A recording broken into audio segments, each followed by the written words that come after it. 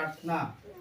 परमेश्वर से एक भक्त परमेश्वर से एक सहायता के लिए प्रार्थना करता है तो वो अपने जीवन को प्रभु के पास रखता है।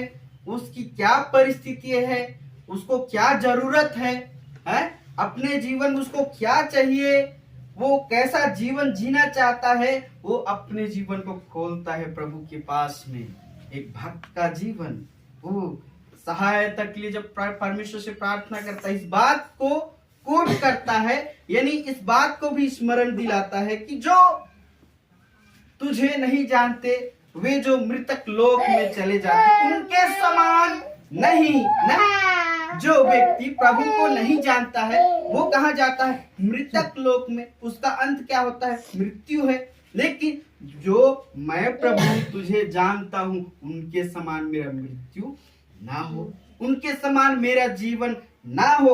इसलिए ये शुरू में ही कहता है, यहोवा मैं तुझी को पुकारूंगा, मेरी चट्टान मेरी सुनी अनसुनी ना कर। और ऐसा ना हो कि तेरे चुप रहने से मैं कब्र में पड़े हुए लोगों के समान हो जाऊं। यानी परमेश्वर को अपना चट्टान मान रहा है। पहली बातें हैं, तू मेरा चट्टान है जिस पर मैं खड़ा रहता हूं। जो वो चट्टान जो कभी हिलता नहीं है, डगमगाता नहीं है, वो मुझे सुरक्षा देता है। वो चट्टान प्रभु यीशु मसीह तू है जिस पर मैं बना रहता हूं। तो मुझे बाकी लोगों के समान जो मृत्यु की ओर बढ़ते चले जाते हैं, अपने जीवन का चिंता नहीं करते हैं, क्या उनका जीवन है उस पर ध्यान ही नहीं करते हैं, ऐसे लोगों के समान मुझे ना कर। मेरी प्रार्थना को तू सुन ले। हमारी प्रार्थना का विषय, हम कैसे प्रार्थना करते हैं, वो एक प्रार्थना के विषय में लिखाया है। उनके समान शंका ना करो। जिस प्रकार समुद्र का पानी जो उसकी लहर के हवा के साथ जो उसकी लहरें आती हैं फिर समुद्र में चली जाती हैं, वो ऐसा बारी बारी से होते रहता है, वो एक समान रहता ही नहीं है। तो ऐसा हमारा जीवन ना हो। हम जिस पर विश्वास करते हैं उसको अडिगता के साथ, बड़ी प्रबलता के साथ हम उस पर विश्वास करें और कहें, तू ही मेरा गढ़ है, तू ही मेरा खड़ा होने का स्थान है। तो प्रभु मेरी बातें तू ही सुन सकता और दूसरा कोई सुन नहीं सकता, क्योंकि मेरा विश्वास तुझी पर है। ये बातें हैं। और आगे, जब मैं तेरी दुहाई दूं, हाँ, और तेरे पवित्र स्थान के भीतरी कोठरी की ओर अपने हाथ उठाऊं, हाँ, तब मेरी गिड़गिड़ाहट की बात सुन ले। हाँ, रुकेंगे। और दूसरी बात है, जब मैं तेरी दुहाई दूं तो मेरी हाथ पवित्र स्थान की उस कोठरी की ओर उठती है ना, उस ओर उठाऊं जब, तब मेरी गिड़गिड़ाहट की बात सुन ले। यानी वो पवित्र स्थान की ओर जहाँ प्रभु का स्थान है, प्रभु जहाँ निवास करता है, महापवित्र स्थान, उधर की ओर मैं अपनी हाथ उठा करके मैं दुहाई दूं, मैं गिड़गिड़ा करके मैं प्रार्थना करूं। ये बातें हैं। तो हमारी प्रार्थना किधर होना चाहिए? प्रभु की ओर, जहाँ प्रभु खुद विराजमान है उसके सामने हाथ जोड़ करके गिड़गिड़ा करके आप सहायता जो मांगते हैं उसी की ओर होकर के मांगिए। ये आपके लिए उत्तम होगा और आपके जीवन में संदेह नहीं होगा।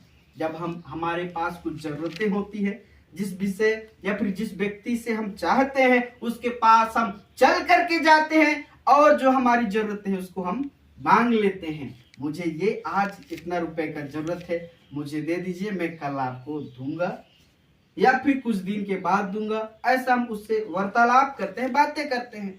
तो उसी प्रकार प्रभु जिसको हम जानते हैं उसके पास स्वयं प्रभु मेरी सहायता कर, दूसरा कोई नहीं है। हम बड़ी विश्वास के साथ प्रार्थना करें, ये गिड़गिड़ाहट के साथ रोते हुए परमेश्वर की कोठरी की ओर अपनी हाथ को उठाता है।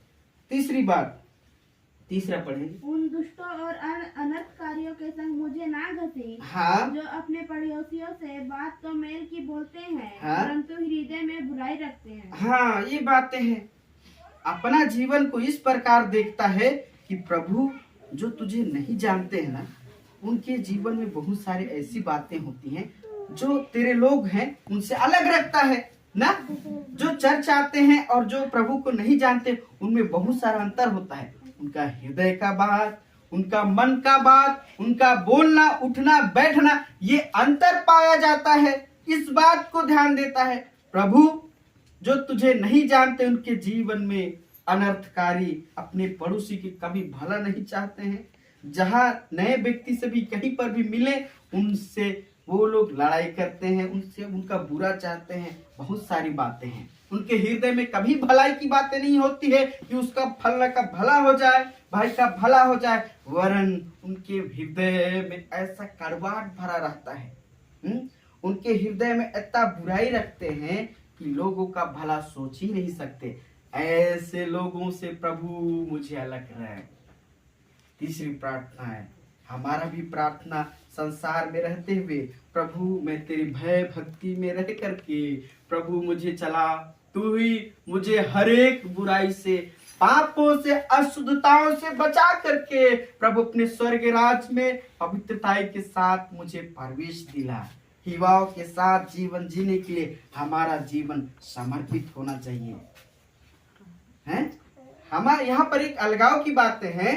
और एक बार पढ़ेंगे तीसरा, उन दुष्टों और अनर्थकारियों के संग मुझे ना घसीट। हाँ रुको, उनके समान